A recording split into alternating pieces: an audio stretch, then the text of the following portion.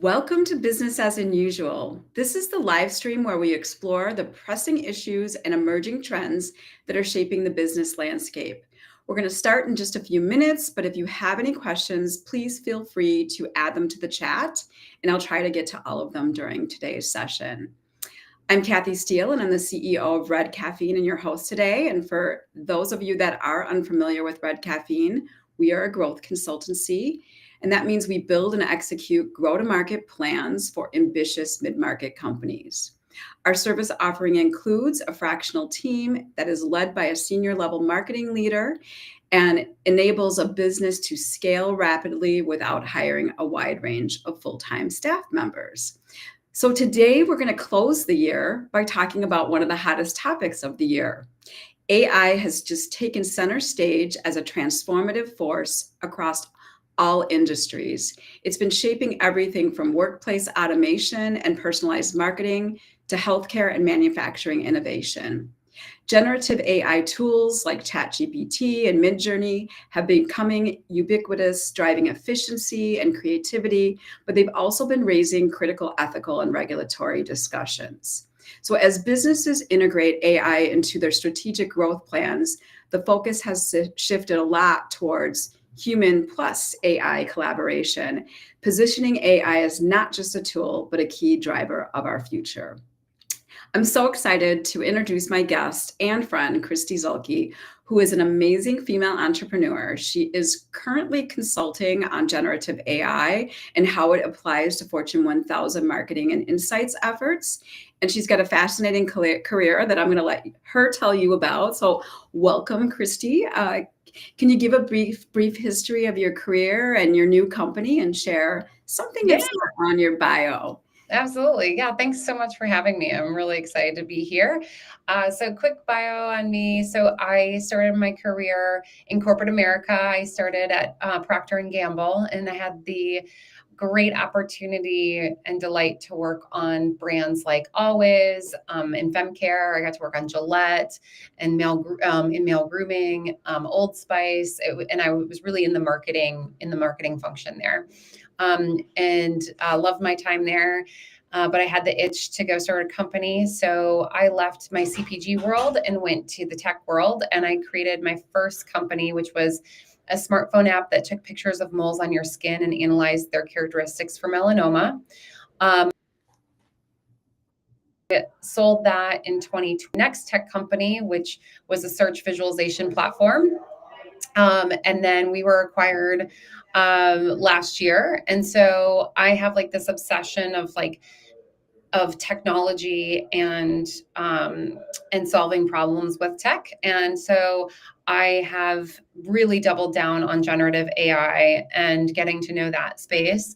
So in what I do now is I've been doing consulting on what's generative AI and how do you use it inside your company. And my clients are everyone from Unilever to a market research company that is 10 people. So it runs the gamut. Everyone's trying to figure this out. And so I'm helping them figure it out. And then also I'm, of course, starting another tech company, because why wouldn't you? So Dott is my little side hustle, which is a smartphone app that helps you curate your memories, and we'll be leaning into some of the generative AI pieces in the future as we develop. So I kind of have two things going on at once. And then what's not in my bio, which is a little out in left field, is that I volunteer regularly in prisons and mentor people on how to start companies. So very much like second chance, believing in second chances and believing in entrepreneurship as a way for individuals to get their feedback underneath them after they're done serving their time, and giving them a reason to have hope and think about becoming the CEO of their own life. Oh my gosh. am dying to join you. I know you throw it out there when you're going to go and do one of these sessions and you're going to have to hold me to that in 2025. I definitely am so interested. It's just always, it's so compelling to think about giving somebody a second chance. I mean, I think we all have had them, and we want to make sure that, people feel like there's light at the end of the tunnel for their life as well. Yeah. So it's just so cool. I love it. So let's jump in. I think, where I want to start this is really talking about, how to define the role in AI and how it's shaping business strategy. Yeah. So it is a huge role in shaping business strategy, and it comes into play all across an organization, everywhere from operational efficiencies to working it into marketing plans. It's coming into all places. What's interesting is that the adoption of generative AI has been one of the fastest we've ever seen in history. Yet, if you go do a deep dive into companies, you'll hear people say like, "Oh yeah, like I use ChatGPT often," or someone's been like, "Oh, I played with it." But a lot of these companies aren't. They're just kind of at that early phase of adopting it. What I'm seeing a lot is more so their companies are relying on their vendors or their softwares that they use to incorporate generative AI. And so they're less being proactive about it and being more like reactive, like, oh, now there's part of my tool that I've been using. This is a great feature. And so where I try to encourage companies to look is to actually be more proactive in this, because the younger generation is all over this. Like they are using this all the time because they're growing up with it now. And I talk to parents who are like, I have a child in high school, and they're like, this is becoming really hard to manage because you can use ChatGPT to write your paper for you. And if I were in high school and ChatGPT came out, I'd probably find it pretty unmotivating to like want to write anything, because I'd be like, well, that can do it for me, so why do I need to learn? But I think it's to make sure that our companies stay with their competition, and then also for those of us who are like 30 plus to stay with the younger generation, we need to be adopting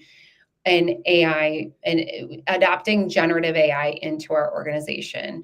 And so with that, there's an important thing to keep in mind, which is like the technology adoption curve. So within just like any other technology, this curve applies. So what you're going to have is you're naturally going to have folks inside your organization who are the innovators, the first people to be they're probably the people who, even like before ChatGPT was released, they knew about it, they were thinking about it. You might not have any of those in your organization. They're very rare. But they're really important because they're some of the very first testers of this technology. Then what you most likely have inside your company is the 10% of folks who are early adopters. So they're probably the person who drove a Tesla to work today. They have the iPhone 16. They naturally love to play with these things. They're not intimidated by them. They embrace them. And so what we want to make sure what doesn't happen inside it stops with those folks, which is very common right now, because the leaders of organizations are kind of going like, if they're not an early adopter themselves, they tend to be like, okay, well, yeah, check the box. I have folks in my organization using it. So great. We're using it. But really, for your company to be using it, to be like really embracing it, you need to see the adoption across at least through the early majority. You're always going to have the laggards. they're the folks, unfortunately, that are likely going to lose their jobs to Gen AI at some point. They just can't, they struggle to get on board with any kind of new technology. But you need to get AI to be adopted, you really need to create a plan that gets you through the early majority. Yeah. No, I couldn't agree more. I don't know, not that I'm an expert in this area, but I really feel that unless you're leaving the workforce in the next few years, you have to get on this bus.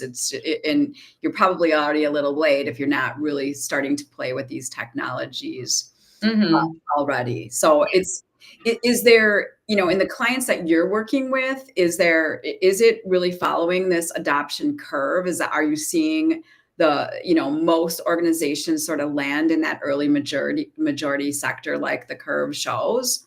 I am seeing most of my folks still kind of like they're getting either stuck in early adopters, or I've worked with them to get them through that early majority. It takes quite a bit of effort. Like it's not like, okay, now we've adopted this tool, now we're all on board, or through the early majority. It takes a leader who says, we are going to adopt this and we're going after it. And I think there's just companies all across the spectrum on this, but I would say if I had to say like an average of who I'm working with, they've made it through the early adopters and they're getting kind of like stuck on how to get through to the end, all the way through the early majority. Yeah, I think, let's kind of switch gears. And I think when we talk about some of the practical applications about how to think about, and when I say AI, I also like kind of say plus just tech enablement, period. I think there's just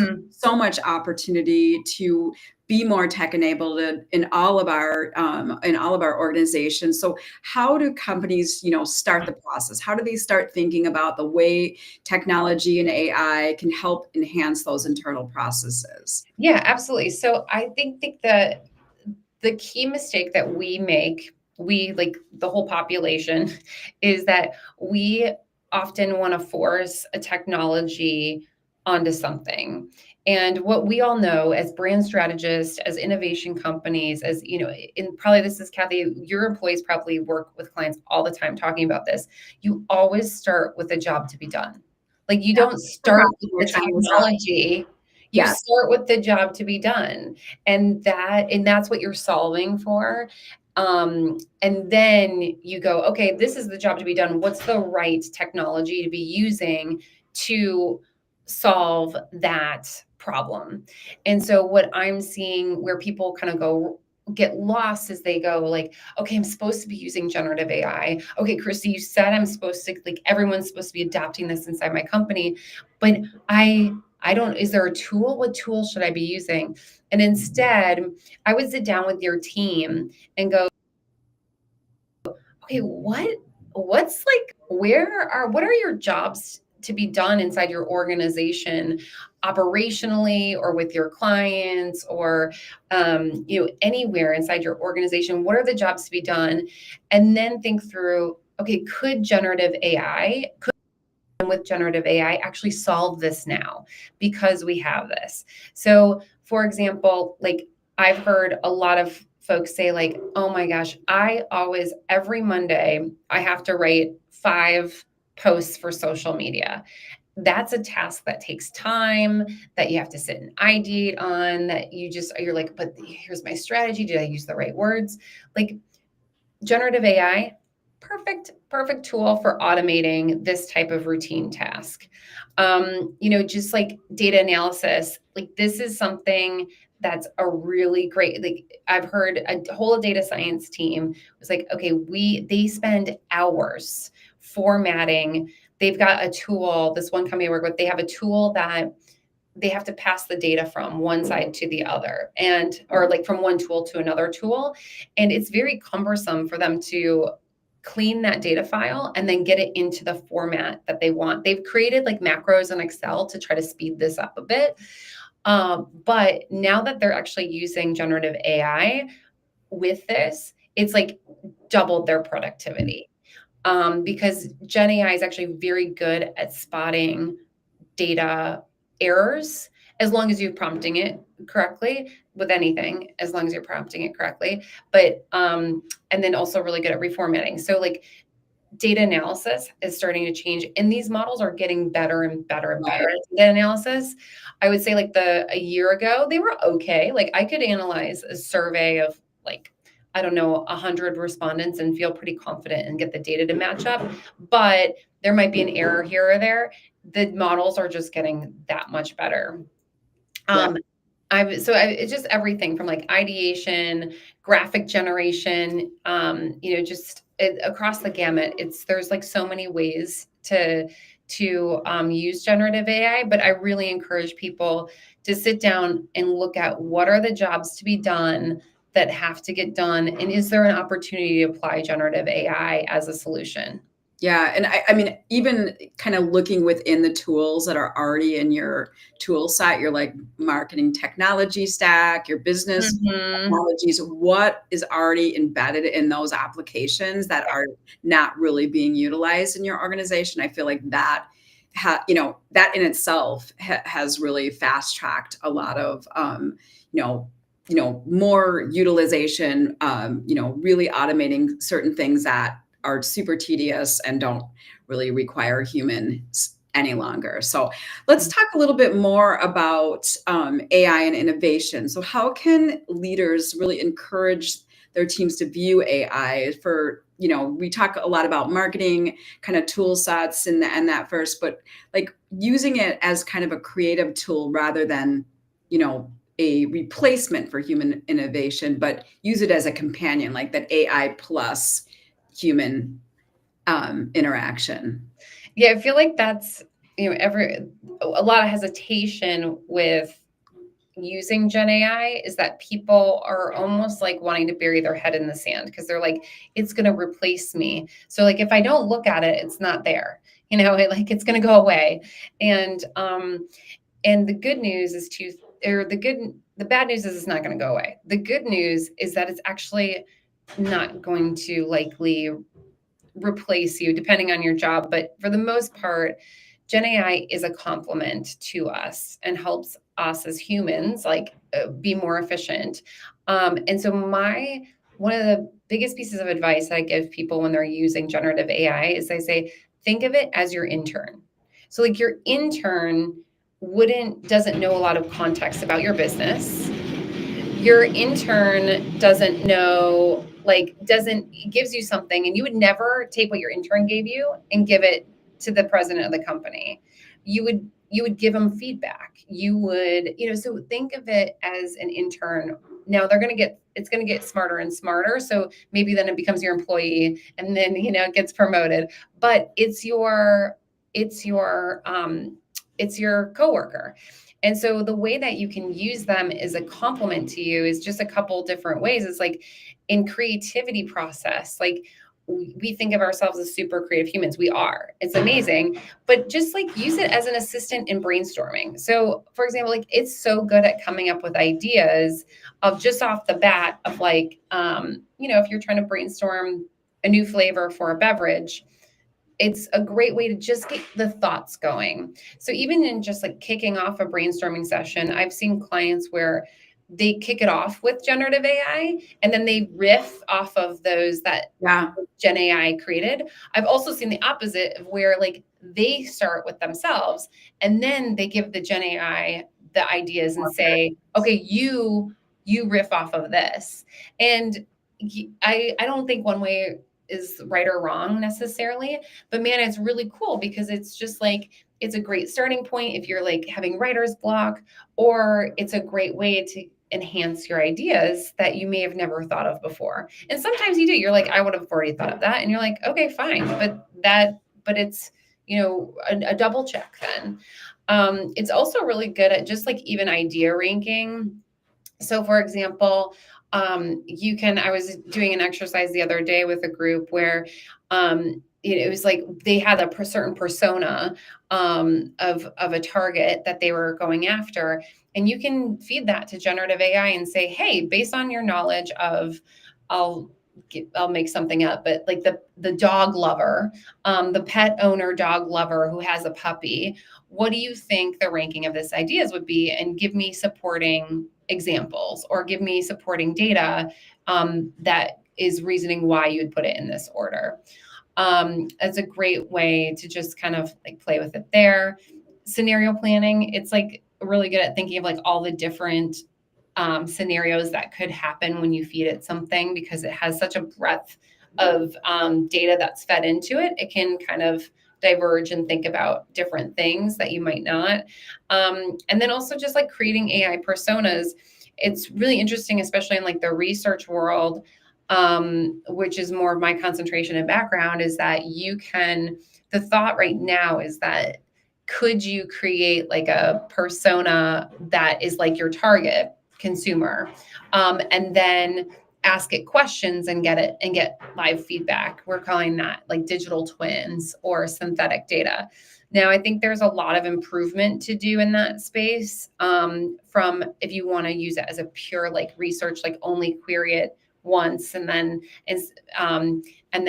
make some core strategies off of it. But I think there's absolutely, it's a really good way of just kind of doing some gut checking on some ideas, or really using those personas to get feedback and even help you brainstorm.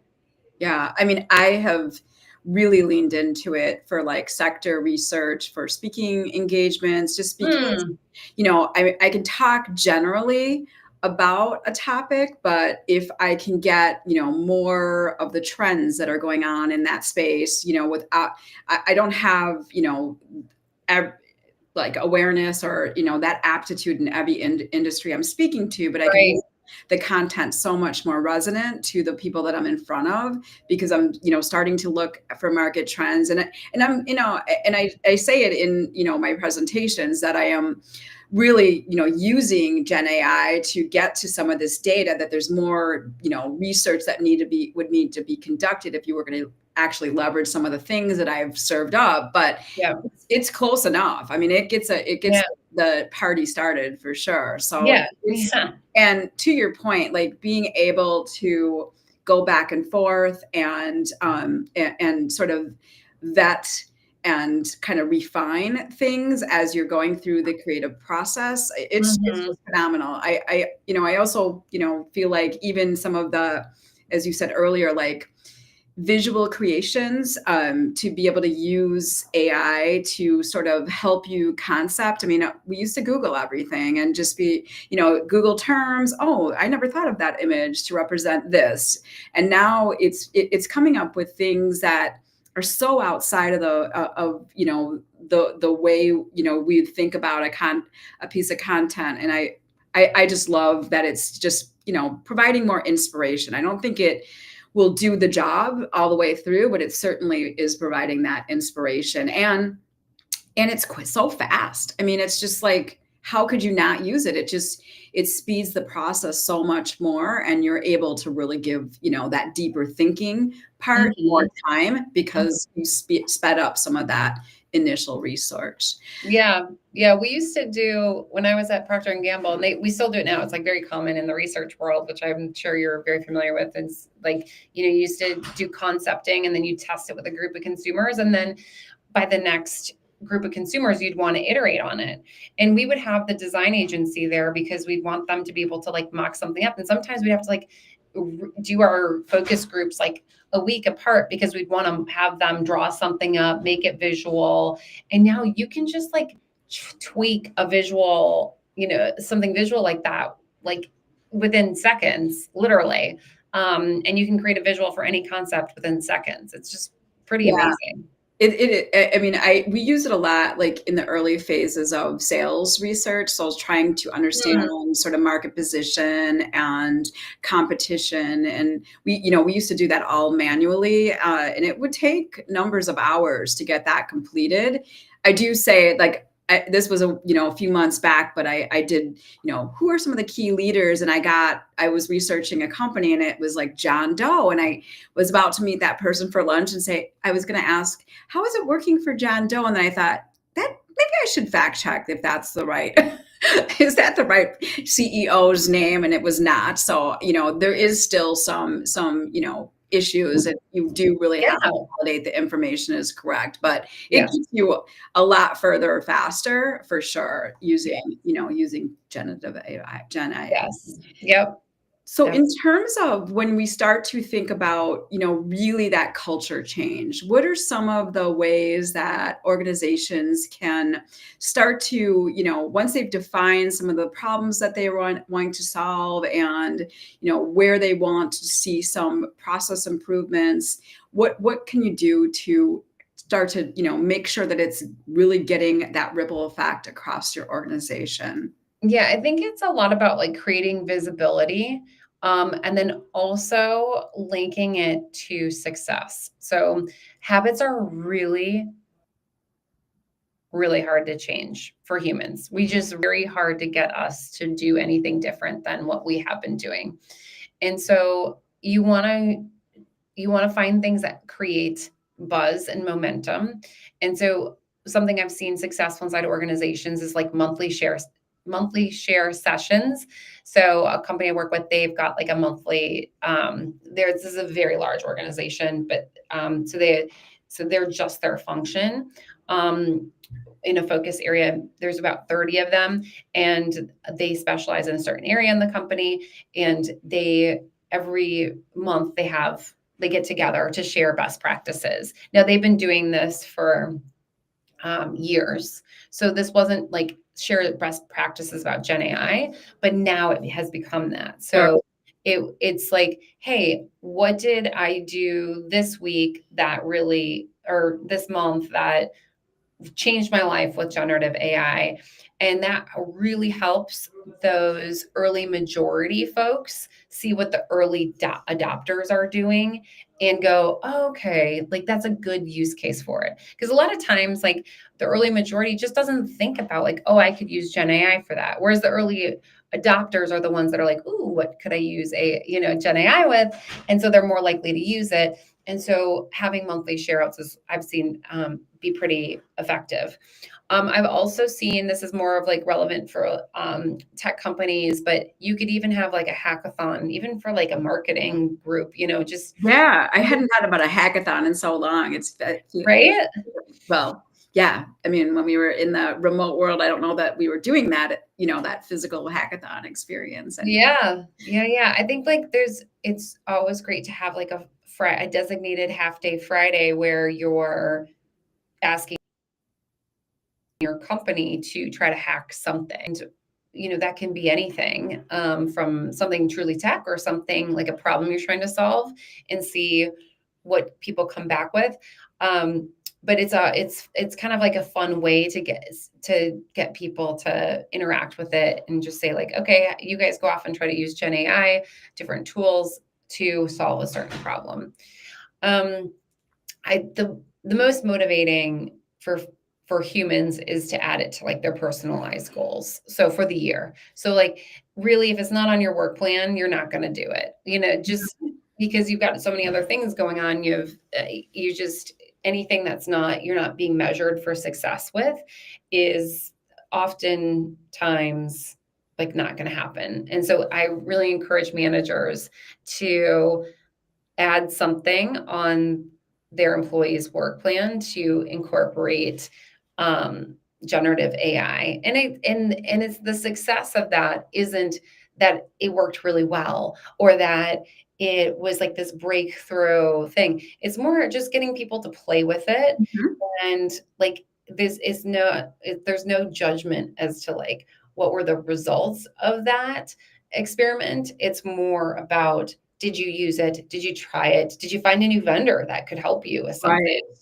something? So no judgment there. Because otherwise I think people like feel the pressure of like, well, what if I use it wrong or whatever? And that's like a key barrier. And so we want to help them overcome that. And then of course, then there's like the even bigger piece, which is like a company-wide metric. So if you're a CEO, what is it that you're going to do for your company to kind of say like, I want X% of efficiency from some tools. Again, though, I think what happened about a year ago is that It seemed like, I do not know if this happened, but what it seemed like is that Sam Yagan the founder of OpenAI, got into a room with like 100 of the Fortune 500 CEOs and said, Gen AI is going to decrease. You should be decreasing your workforce by 10 to 20%. And then all of them ran back to their desks and said, okay, every function in their company, like, I want to see where you're going to implement Gen AI, and I want to see that you can reduce the headcount or create efficiencies in some way. Now, I made that up. I don't think that really happened, but it felt like that because it was every CEO was saying, how is this going to, like, mandating to their employees, like, you need to I'm going to get 20% efficiencies this year because we have Gen AI now. It's out there. And that's not really I shouldn't say feasible. I guess it could be feasible depending on the company, but what's more realistic is as a CEO of a company to kind of put a challenge out to your organization, less about headcount reduction and more about just like tool adoption, and bringing in testing. Maybe you say, like, I want to see like at least one generative AI tool tested once a year in each function. Yeah. Like that. No, I love it. I honestly, have it planned for our organization across departments. I hadn't really thought about personalized goals, but I love it. I love, we are just a culture of learning anyways. We have to be. We're in a space that is evolving so quickly. So I definitely think, really encouraging people to try tools.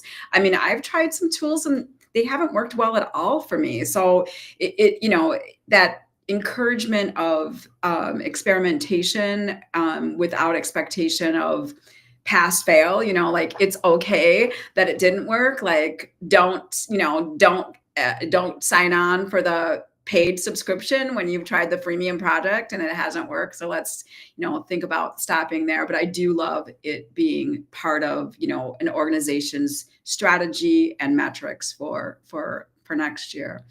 So in terms of, some of the backlash we've heard. So what are some of the risks that organizations are facing when they're trying to embed or adopt these new technologies? So number one is that hallucinations are a real thing. So hallucination is when the large language model that you're using gives you information that is correct from a sense of, like, it's the probability of that outcome is the highest probability. And so it's a correct output, but it may be wrong. That probably doesn't, I don't know if that makes sense, but here, a large language model, all it is the most sophisticated word probability machine you've ever met. Like, but it's a word probability machine. So it's giving you the most probable sentence based off of the input that you've given it. And so if it doesn't have context, or if it's missing information, or if it's really, really unlikely, the correct answer is really, really unlikely from a mathematical probabilities, from a word probability standpoint, if it's just really rare, it's not going to give you the answer that is actually correct, because it's just the highest probable word is what it's producing for you. Right. And so the biggest issue that companies are having is they're like, how do I manage hallucinations? And they're trying to manage the tool. And my approach is actually to manage the user. Meaning, I think the more that people understand how a large language model works, they then understand how to prompt it better. And they also understand when it gives output, why that output could be wrong. And they can think through, like, okay, how do I fact check this? Or how do I make sure that this is correct? Yeah. And so a way to overcome this is to make sure that you train your employees on how a large language model works. And so that's like a lot of the trainings that I do, is helping people understand how it works, why it works the way it does. And that then makes them much better users of it, and then also helps them be like just be more critical of it, which I think is a good thing. Like being critical in the sense of like the output. Yeah, I feel like even the fact that you can get the source of some of the information now, that Mhm. to me is infinitely more powerful, and it's a way that you can at least quickly fact check where that source is coming from, because a lot of times you're seeing information that is sourcing something else, or it's not even a really credible source. Right. So to be able to quickly fact check the source. So if you don't, if you're not getting sources when you're doing research, you can prompt it to ask for the sources of that data.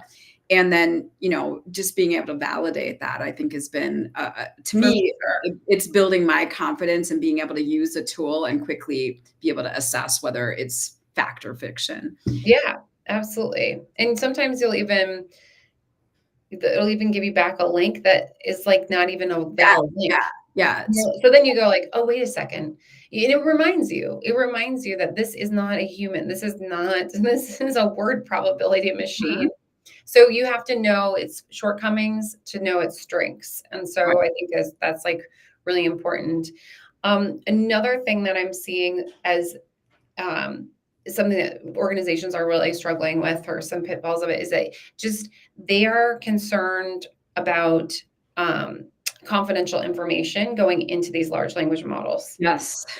And so, where I heard, so a friend of mine works at a very large food and beverage company, and she said to me the other day that they are not allowed to use anything generative AI, nothing, like it's forbidden until IT can get their arms wrapped around it. Well, and she was like, this is, in her opinion, she thought that was ridiculous. Yes. And in my opinion, I think that's actually detrimental. I think that is Absolutely. huge problem, because all their competitors are using it.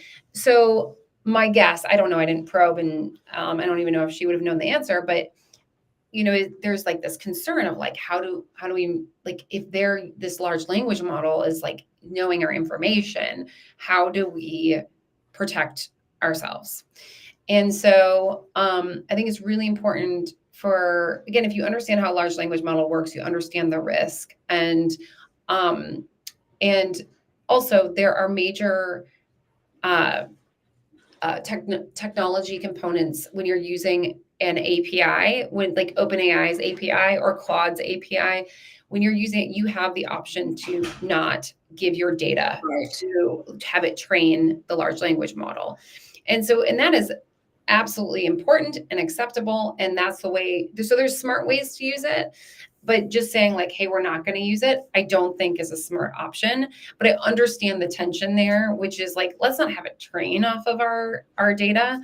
But there's plenty of ways around that. But I think there's just, companies are getting held up on the legalization, like some of the legal side of things, to but at the detriment of their own success. Yeah, I feel like I've heard it a bit too in the financial space too, that there's been some, wide sweeping limitations to what can be used inside their organization. So we'll see, how that transitions over the next year, because I think it's a pretty big um, deficit. I'm in complete agreement, and not be adopting these technologies you are getting behind already. Mm-hmm. So in terms of disclosure, I think that's the other piece. I mean, I think, we're all getting asked, as to how we're using Gen AI. Like, what are you seeing organizations do in terms of disclosing utilization? Where do you see that heading? Because I think it's just going to get more and more critical for businesses to actually have a corporate kind of policy or standard around Gen AI. And Yeah, so I think there's a couple buckets to this. So there's like, I would say the everyone that I'm working with is using generative AI for writing communication, like in their emails, Mhm. or and they're not disclosing that. Like they're not like disclosing like, hey, I use Gen AI to help write this email, or even like proposals or big, even like big company-wide communications. They're not disclosing like written by generative AI, because really the ideal use case is that it drafts it for you, no matter what it is, it's drafting for you, and then you're tweaking it. So, and so I think, I don't know if this is a very popular opinion, but I don't think you should have to disclose if you're an agency or something and you have to, and you're writing a proposal or writing a final summary of something. I'm not necessarily certain that I convinced that you need to disclose, hey, I used ChatGPT to draft this. As long as you're not feeding that AI model with their company information. I think where the line is crossed is if you're working with a client, or you're doing anything where you're now feeding a large language model confidential information. I think everyone should have the right then to say, like, time out. I need to make sure that you have the right protocol in place to turn on that my data is not being used to train the large language model. And Okay. that's where I think the line is. Now, there's so many use cases for Gen AI, so I'm probably not covering all of it. I'm sure there's different kind of ancillary use cases where maybe this doesn't apply, but that's kind of generally how I think about it from the context of what I come from. And do you feel like you're getting, or in some of the client relationships, are they talking about, making some type of a standard across the organization? Um, is that starting to happen? Yeah, yeah. Oh, yeah. I see. Absolutely. I see. I feel like that was some of the first work that was done when it came out a year or 2 years ago, was like, um, that immediately these companies came out with a SOP on a standard operating procedure on using Gen AI. Like, how can you use it? So a client that I worked with, actually, I was training her team on how to use Gen AI, and she sent me the SOP from the company. And so I made sure that I was training them in the way that was compliant with the Sure. organization's wishes. And so I think everyone should have documentation around what is appropriate and how to use it. And how to use it, meaning like, you always have to have if you're using ChatGPT, you always have to have the confidentiality toggle on, kind of thing. Right. Or you are not allowed to use any external, like ChatGPT. You can only use the one that we have internally, which is using the API, which we know has the confidentiality toggle on. Like, so I think every organization should have some type of guidelines for folks, to just give them a direction and make sure that there's certain checks in place. Okay. Yeah, makes sense. There'll be more to come on that, I'm sure, as we get into next year. I talked a little bit about, how I've used sort of that, market analysis for market opportunities in some of the speaking engagements I've done. But what other ways are AIs playing a role when we're thinking about looking at market opportunities or innovation trends? Are there any other things that come to mind where AI can play a role in sort of doing that type of work? Yeah. So, and looking at like market trends, correct? Like, just kind of like Right. what's out there. Yeah. So absolutely. So Gen AI is really good at finding patterns. So excited for it in the healthcare sector. Oh my gosh. Like, we'll likely be able to figure out like what causes cancer. Yeah. Which is so exciting. I mean, so exciting. And the reason why we're going to be able to do that is because it can recognize these patterns and process data at like a way and speed that we were never able to do with our prior type of AI that we've had. And so that's the same thing for market trends. Like, it will all be able to help us see nuances in market data and in trend data that we just haven't been able to pick up with our own little eyes, and then with even the AI we have in the past. Now, I think these are going to be big companies that create this technology. I don't think this is like hey, there's a way that we can do that, do this with the tools necessarily that you and I have access to on a day-to-day basis. It's going to take a lot of resources, a lot of computing power to create these models that will be able to find these trends that are so nuanced that AI doesn't pick up on. But I do think that is like a core piece of our future, is like being able to pick up on trends before Yeah, we otherwise would have seen. I mean, I do agree. I think even just with, chat GPT and just how much it can synthesize trends within taking a lot of different documents and pulling them together and really consolidating key points. That just blows my mind because that takes forever to do manually. I just love it. Yeah. Anything that saves me time, I'm all for. So Yeah. Yeah. And we're seeing that a lot in the market research space of like doing even just, I mean, not a huge data set, but 10 qualitative interviews. Like it's able to like, now it's qual. So like, trend, is that a trend? Is it not? But its summarization is so powerful. yeah, I agree. So as we're kind of thinking about the future on that, kind of that same line of thinking, what are you seeing in terms of the next few years for AI? And is there any markets or industries that you feel are going to be significantly impacted? I know you just mentioned healthcare. What else is should we be thinking about? Yeah, I do think customer service is going to be wildly impacted. And I think these chatbots are going to actually be able to be much more like a human.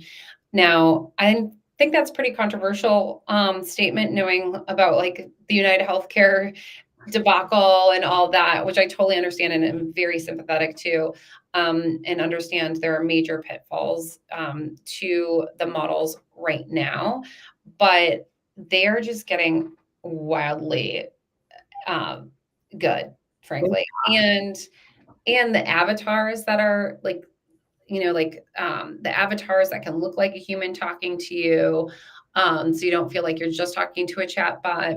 I do think customer service is going to be a major piece of impact. One thing that's kind of, I don't know, interesting and like, I don't know, maybe controversial as well, is like, I do think like this whole influencer world is going to decrease. I think we're going to see AI influencers and more like non-humans as influencers. Well, I think it's already kind of showing up in search, and how it enables search. But Mm. that is interesting. I hadn't really thought about it. Like, where's Kim Kardashian? What's going to happen?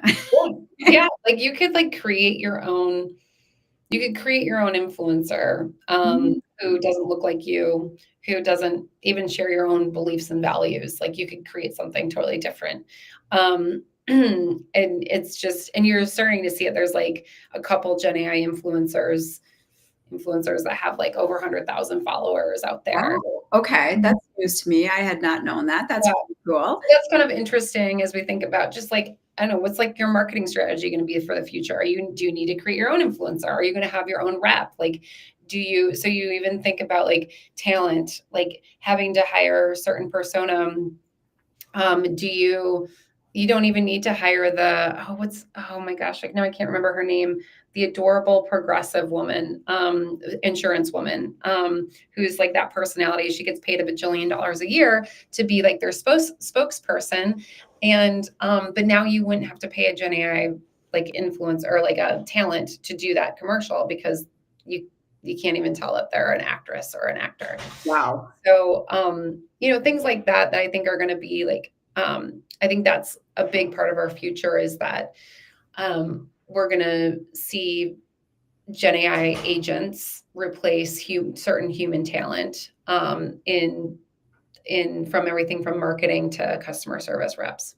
Yeah. Well, I mean, I think customer service just in itself has progressed so much. I mean, if you think about interfacing with a chat bot a few years ago to even what we're experiencing now, it's just drastically more easier and more intuitive. So I'm all for it because I do like to use online communication at like 4 in the morning when people aren't always looking. So Right. it's definitely beneficial. Neil, thank you so much. I love your comment. We really appreciate. I'm glad it's resonating with you. I agree. I think Kristi, the reason I wanted you to come on, because I felt like when I heard you, you were at our CEO forum and you talked to us a few months ago, it just was so, clear that there is a roadmap, that we all should be really thinking about this in our businesses, or we are going to be falling behind. Nobody wants to be a lagger.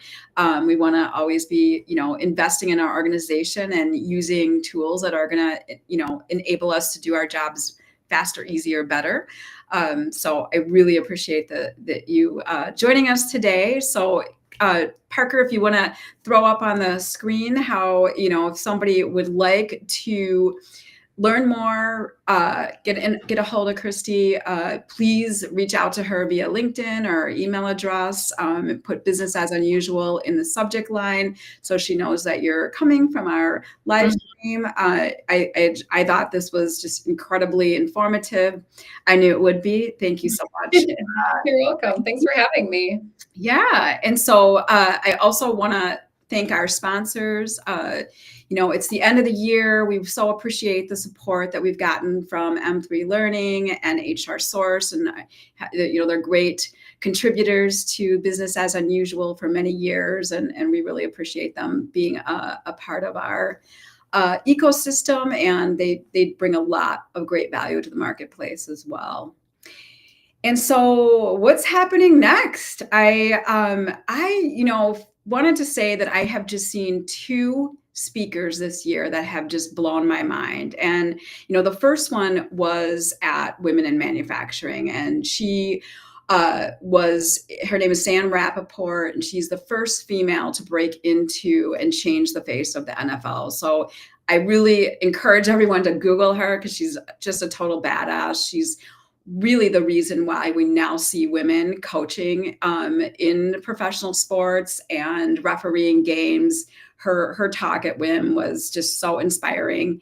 But the second one is our January guest. His name is Mark Parrott, and he is an author. And I don't know if he would call himself this, but I believe he's a true disruptor. So Mark is really a top-rated Vistage speaker, and if anybody is a Vistage member, they will know how tough it is to become a top-rated or even a Vistage speaker at all. And he's a financial veteran of the financial services industry, and he's honed his expertise really guiding leaders through complex economic situations. But it's so different than anything I've ever really heard before. His approach and his thinking and how, the data he's rooting his information in is just, it just kind of blew my mind. I have literally had my workbook from my Vistage session on my desk since October when he spoke to our group. So he is going to talk a bit about the book that he wrote, Meta Trends in the Next Economy. He's going to really share some of the, long-term economic forces that really shape our future and how to really think about that in your long-term business strategy. So it's something that I think people will get a lot of value out of. It's really going to make you think differently about data and economics as you're thinking about the next few years of business. And as we wrap up today and Business as Unusual for the season, I really hope today's content is going to put a focus on tech enablement for your organization as you move into 2025, and it really fits into your plan. Thank you again, Kristi, for joining us. I really enjoyed, I can talk to you forever. I really enjoyed having you. But if you have any more questions about, these types of ideas as being a part of your growth strategy, please feel free to reach out to Kristi or any of us at Red Caffeine. We're happy to talk to you about this. And then until next time, let's just continue to challenge